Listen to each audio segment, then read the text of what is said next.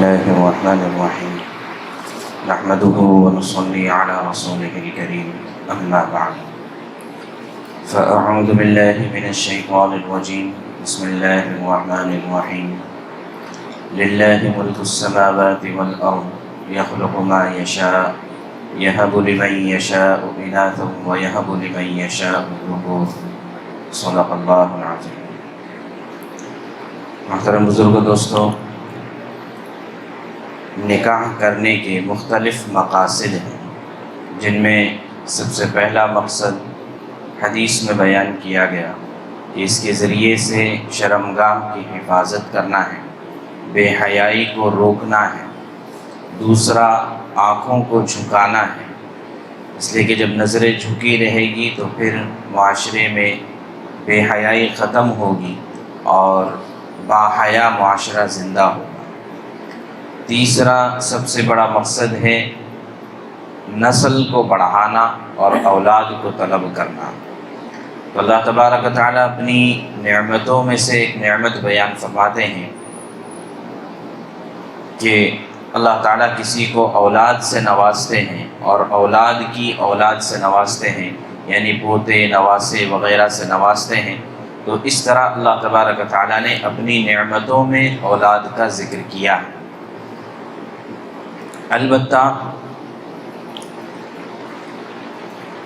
اولاد اللہ تبارک و تعالیٰ جس کو جیسی چاہے ویسی عطا فرماتے ہیں، اس میں کسی کا کوئی عمل دخل نہیں ہوتا ہے، نہ اس میں شوہر کا کوئی دخل ہوتا ہے، نہ بیوی کا کوئی دخل ہوتا ہے، بلکہ اللہ تبارک و تعالیٰ فرماتے ہیں کہ اللہ اپنی حکمت سے یہب لمن یشاء اناثا ویہب لمن یشاء الذکور، کہ اللہ جس کو چاہتا ہے لڑکے عطا فرماتا ہے اور جس کو چاہتے ہیں لڑکیاں عطا فرماتے ہیں، اور اللہ تبارک و تعالیٰ جس کو چاہتے ہیں بغیر اولاد کے رکھتے ہیں، جس کو چاہتے ہیں دونوں عطا فرماتے ہیں۔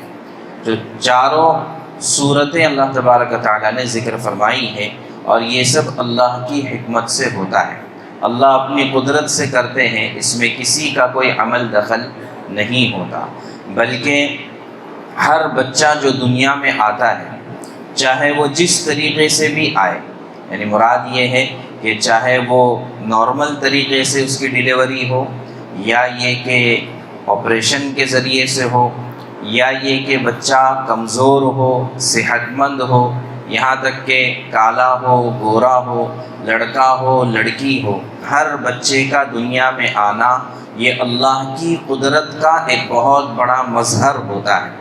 پوری اللہ کی قدرت کا ایک کمال ہوتا ہے ایک بچے کا دنیا میں آ جانا اور وجود میں آ جانا۔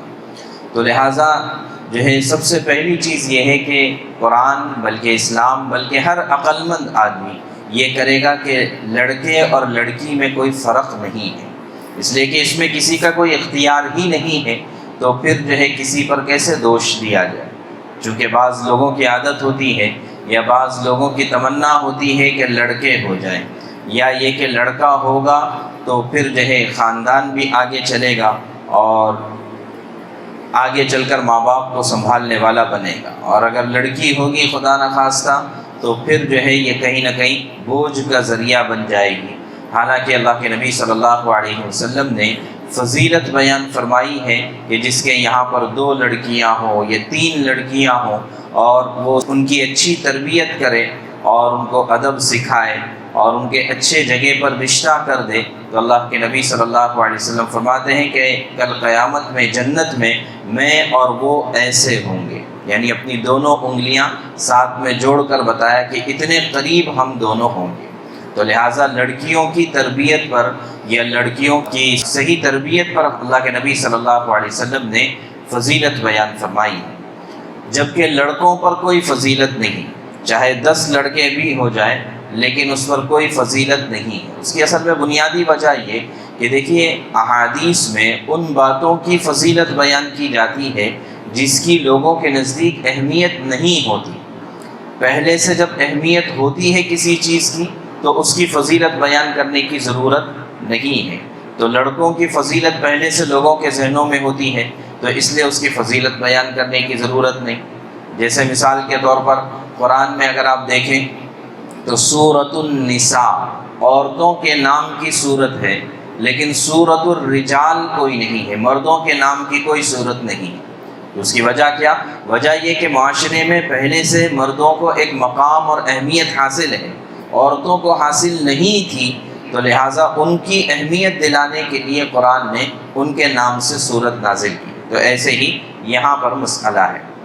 بہرحال بات یہ ہے کہ اللہ تبارک و تعالیٰ اپنی حکمت سے اولاد عطا فرماتے ہیں۔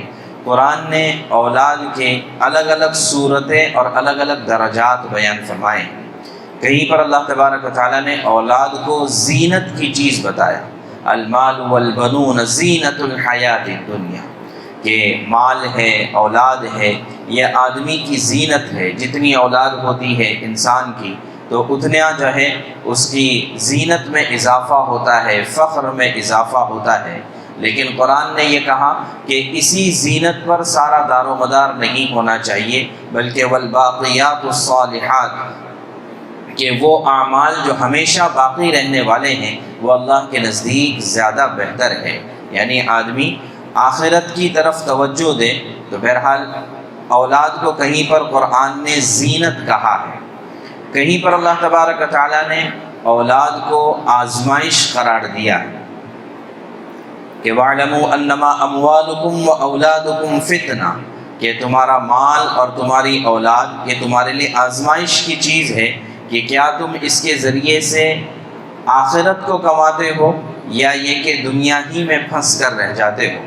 تو آدمی کبھی اپنی اولاد کی وجہ سے آزمائش میں پڑ جاتا ہے۔ آزمائش کا فتنہ کا مطلب ہوتا ہے ایسا امتحان، ایسی آزمائش جو آدمی کے ایمان اور دین کو خطرے میں ڈال دے۔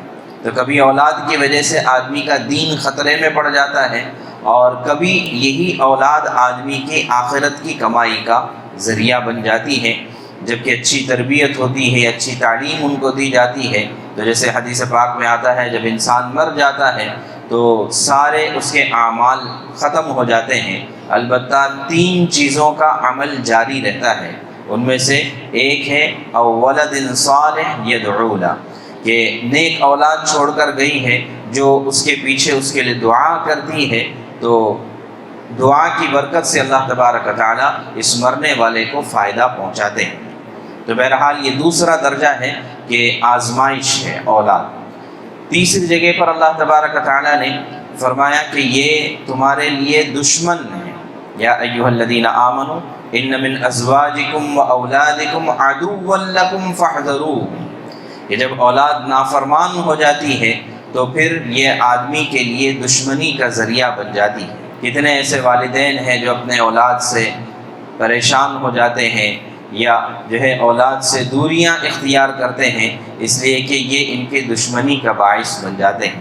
لیکن اس میں بھی قرآن نے ایک بات یہ بتائی کہ آپس میں جوڑ کر لینا اور آپس میں درگزر کر دینا، یہی چیز زیادہ بہتر ہے۔ وَإِن تَعْفُوا وَتَصْفَحُوا وَتَغْفِرُوا فَإِنَّ اللَّهَ غَفُورٌ رَحِيمٌ، کہ اگر آپس میں ایک دوسرے کو معاف کر دو، صلح کر دو اور جو ہے معافی تلافی کر دو، تو اللہ تبارک و تعالیٰ بھی معاف کرنے والے ہیں۔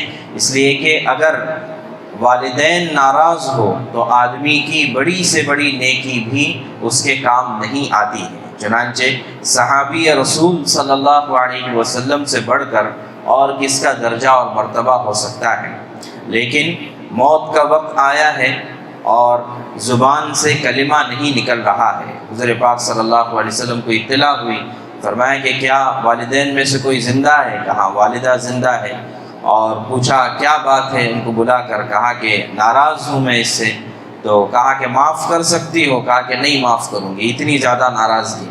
تو فرمایا کہ ٹھیک ہے، لکڑیاں جمع کرو، ان کے بیٹے کو ان کے سامنے جلا دیتے ہیں۔ ظاہر ہے کہ ماں تو ماں ہوتی ہے۔ کہا کہ نہیں اللہ کے رسول، یہ میں نہیں برداشت کر سکتی۔ فرمایا کہ جب دنیا کی آگ میں جلانا برداشت نہیں کر سکتی تو تمہاری ناراضگی کی وجہ سے تو آخرت کی آگ میں جلے گا۔ فرمایا کہ اللہ کے رسول میں نے معاف کر دیا۔ یہاں والدہ نے معاف کیا، وہاں حضرت علقمہ رضی اللہ عنہ کی زبان سے کلمہ طیبہ جاری ہو گیا۔ جو ہے والدین اور اولاد کے درمیان اگر دشمنی کا سبب ہو جائے تو یہ آخرت کی ہلاکت کا ذریعہ ہے۔ ایک چوتھا درجہ اللہ تبارک و تعالیٰ نے قرآن میں اولاد کا بیان کیا ہے، وہ ہے اولاد کبھی ہلاکت کا ذریعہ ہوتی ہے۔ یا ایھا الذین آمنوا لا تلھکم اموالکم ولا اولادکم عن ذکر اللہ، کہ اے ایمان والوں کہ تمہارے مال اور تمہاری اولاد تم کو اللہ کے ذکر سے غافل نہ کر دیں۔ کہ اگر آدمی اولاد ہی کے چکر میں پڑا ہوا ہے، ان کی تعلیم اور ان کو پڑھانا، ان کا ایجوکیشن اور مال کمانا، اسی کے چکر میں پڑا ہوا ہے کہ اسی کے لیے اپنی ساری جوانی لگا دی، لیکن نہ ان کو دین سکھایا نہ خود دین پر عمل کرتا رہا، تو فرمایا کہ جو ایسا کرے گا فَأُولَئِكَ هُمُ الْخَاسِرُونَ، یہ لوگ خسارے میں ہیں، ناکام میں ہیں، دنیا میں بھی خسارے میں ہیں اور آخرت میں بھی خسارے میں ہیں۔ تو لہٰذا یہ 4 درجات اللہ تبارک و تعالیٰ نے قرآن کریم میں اولاد کے بیان کیے ہیں۔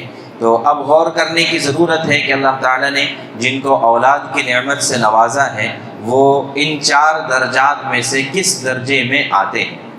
خلاصہ اور مطلب اس کا یہ ہے کہ اولاد آدمی کی آخرت کی کمائی کا ایک بہت بڑا ذریعہ ہے، تو لہٰذا اس کی اچھی تعلیم اور اچھی تربیت کی طرف توجہ دینے کی ضرورت ہے۔ اللہ نے چاہا انشاءاللہ آئندہ بتائیں گے کہ اولاد کو طلب کرنا، انبیاء اکرام علیہ السلام نے بھی اللہ تعالیٰ سے اولاد کو مانگا تھا، تو کس مقصد سے مانگا تھا اور کن مقاصد کو سامنے رکھتے ہوئے اولاد کو مانگنا چاہیے، اور پھر اس کے بعد یہ کہ اولاد ملنے کے بعد ان کی تربیت کیسی ہونی چاہیے، اس کو انشاءاللہ بیان کریں گے۔ اور اگر خدا نخواستہ اللہ کی طرف سے اگر کسی کو اللہ تعالیٰ نے اولاد نہیں دی ہے تو وہ کوئی ناکام نہیں ہے یا وہ محروم نہیں ہے، ہاں بلکہ اللہ کی طرف سے وہ آزمائش میں مبتلا ہے۔ اور کبھی کبھی ایسا ہوتا ہے کہ آدمی کسی نعمت کی تمنا کرتا ہے اور دل سے تمنا کرتا ہے، لیکن اللہ تعالیٰ وہ نعمت اس کو نہیں دیتے ہیں، اس میں ایک بہت بڑی حکمت ہوتی ہے۔ تو لہٰذا یہ ان چیزوں کی وجہ سے آدمی اپنے آپ کو نہ کم سمجھے، نہ آدمی اپنے آپ کو محروم سمجھے، بلکہ اللہ کے ہر فیصلے سے راضی ہونا یہ ایمان والے کے ایمان کا کمال ہے۔ اللہ تبارک و تعالی ہمیں ان باتوں کو سمجھنے کی اور اس پر عمل کی توفیق